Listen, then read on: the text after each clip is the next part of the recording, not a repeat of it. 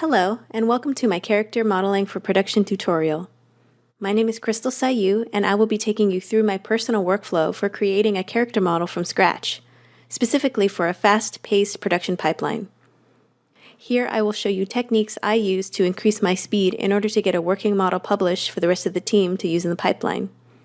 I will also go over my time management process and what a final delivery looks like for a character artist working in a visual effects studio. Please note, this tutorial is geared towards intermediate artists that have at least a bit of working knowledge within Maya and ZBrush. If you are a beginner, I would definitely recommend that you get comfortable in those packages in order to fully take advantage of the tips I'm about to share in the following chapters. Firstly, this is my character brief. I need to make a 30-year-old female, athletic body type, African ethnicity, with a 50s vintage/modern clothing style, and I will need to build her at a medium resolution. And what that means is that the character will never be closer than this within an HD frame. It's super important to get these basic questions answered before starting your model. Here are some time management tips that I keep in the back of my mind at all times. Keep a digital calendar. I like to use Google Calendar for this. Make a daily to-do list. I'll just use a notepad or a pad of paper to keep track of this. Prioritize the most important things first. Set deadlines for yourself each week, day, hour, etc. Remember to focus on one thing at a time. Keep a long-term goal in mind. And always be good to your future self. This one is super important and one that I have incorporated in my everyday life. Make sure to take care of things as they come up and don't leave the hardest things to the last minute. Your future self will thank you. Alright, here's some reference that I've gathered that matches the brief. It includes faces, clothing, style, accessories, body types, and hairdos. I've also broken down a list of every object that I'll have to make for this character to be completed. This is an essential step in the planning stage to let you know exactly how many elements you'll need to create in order to deliver a completed model. Okay, so how would I plan a project like this? Well, let's say you have to complete this model within 1 week. So I would list out all my days, Monday, Tuesday, Wednesday, Thursday, Friday.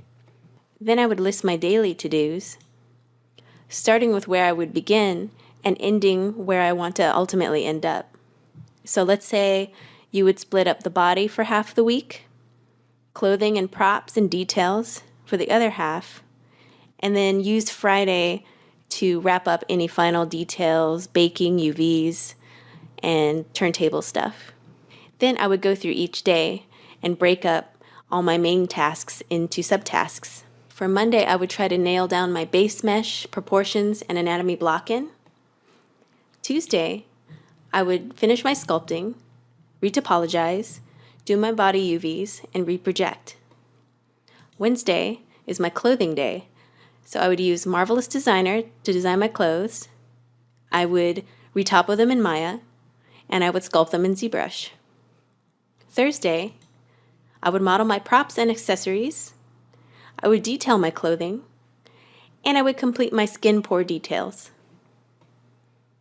Then for the final day, I would finalize all my UVs, do my naming and organization, do my final model delivery publish, bake out all my displacement maps, and complete a turntable for approval. Alright, here is a list of some personal resources that I use all the time while building my models. I use anatomyforsculptors.com for my anatomy reference. They've published a book called Anatomy for Sculptors, which I would highly recommend you pick up.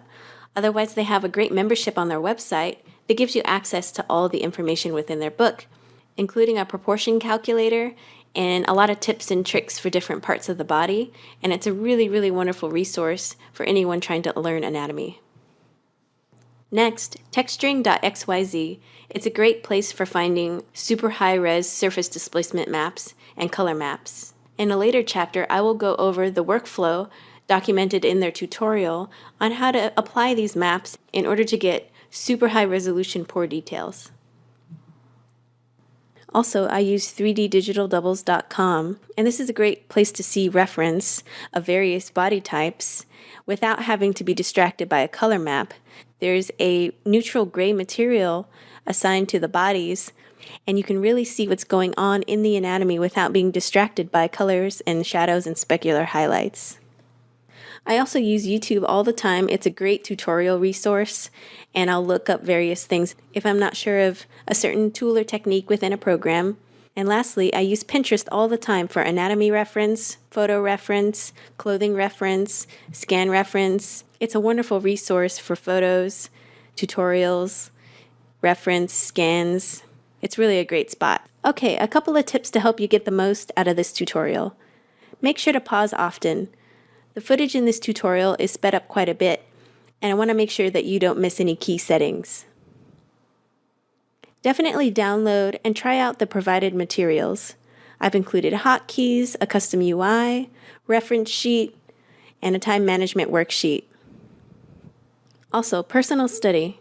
I would recommend studying your anatomy. It's essential in making you comfortable in making the human figure freely and quickly. All right, let's get started.